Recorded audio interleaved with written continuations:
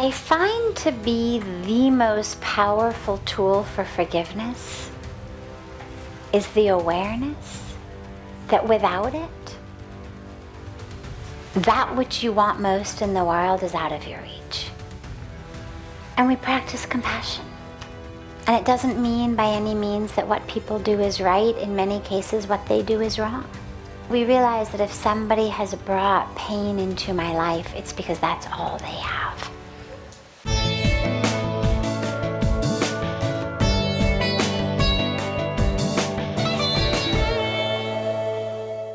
Forgiveness of others and ourselves.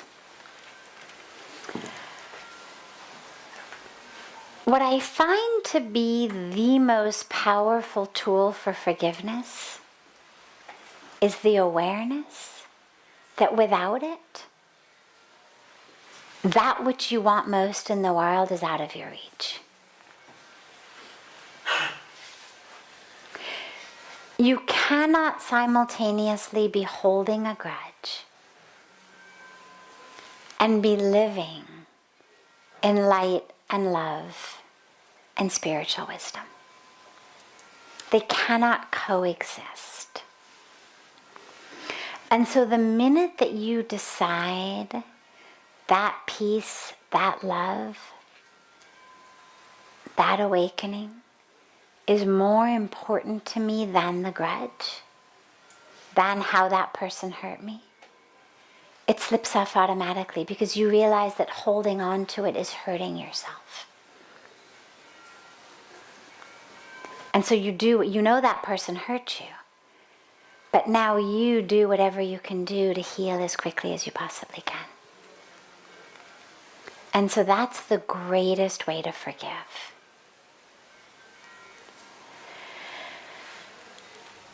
And we practice compassion. And it doesn't mean by any means that what people do is right. In many cases, what they do is wrong. To cheat is wrong, to betray is wrong, to lie is wrong, to steal is wrong, to abandon is wrong, to harm is wrong, to abuse is wrong. We know it's wrong. But we practice compassion because what we know is that those who were harming us were doing it because that was all they had. If I'm sharing pain, I'm sharing it because that's all I have. We can only share what we have. If I live in joy, I can share joy. If I live in love, I can share love. If I live in misery, that is all I can share. And so we realize that if somebody has brought pain into my life, it's because that's all they have.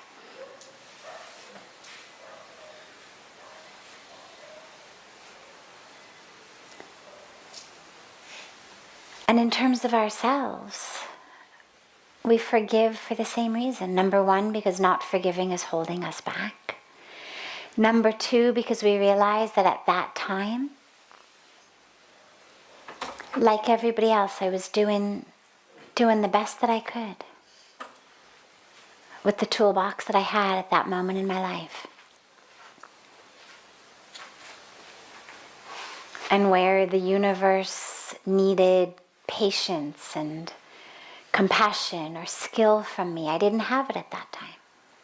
What I had was impatience and fear and anger.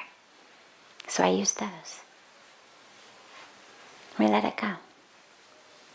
But we let it go with the clarity that I'm going to make sure my toolbox is full next time.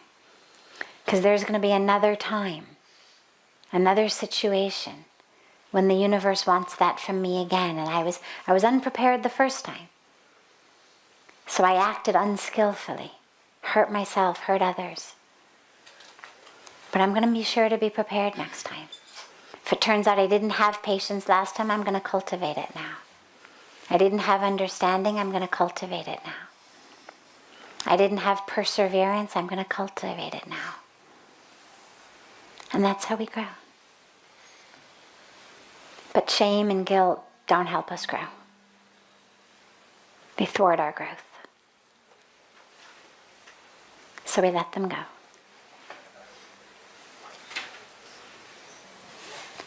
And Ganga is the exact right place to do it.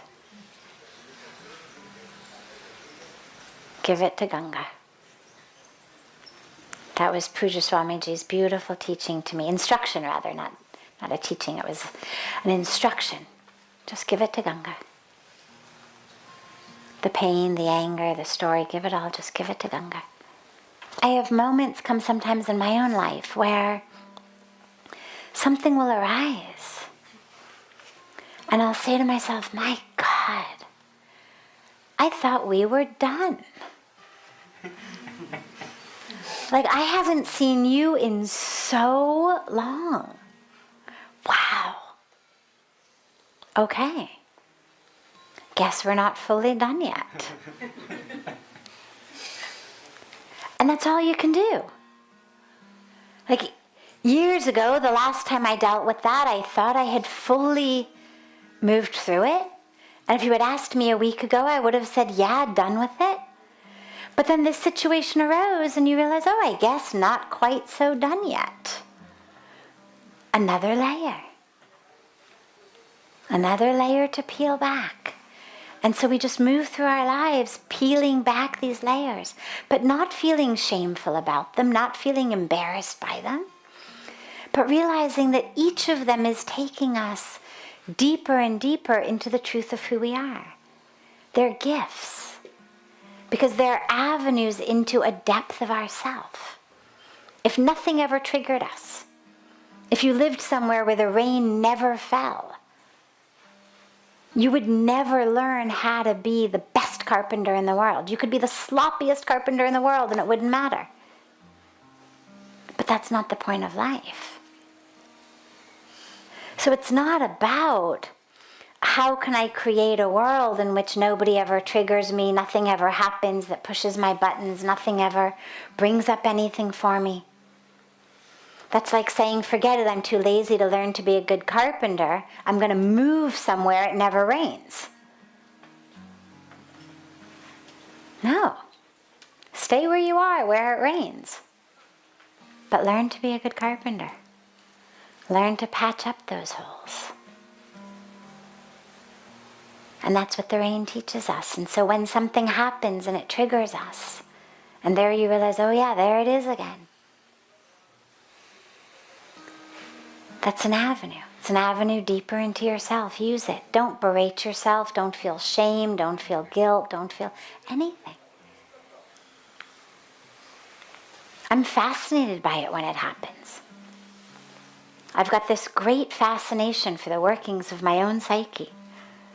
Really, and it's like, wow, that's so interesting. Okay, here we are. Hadn't expected to spend the day with anger, but here we are. You know, it's like in India we say Atiti Devo Bhava.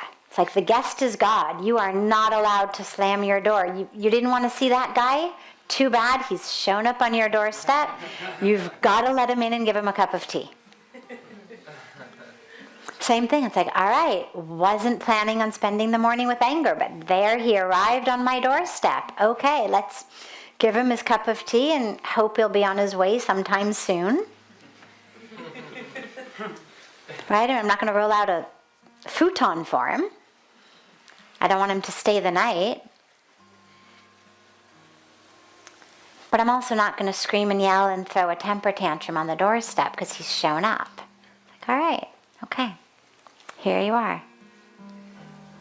Not what I expected, not what I planned. And then you figure out, okay, what do I need to do in the future to prevent him from coming? Like, why did he show up today? What happened yesterday or last night or this morning? Due to which, suddenly, out of the blue, after such a long time, totally unexpectedly, anger showed up. What happened? And it could be something as minor as, I didn't get enough sleep. I stayed up too late. Cranky when I'm tired. Could be any one of dozens of things from the most superficial physical level.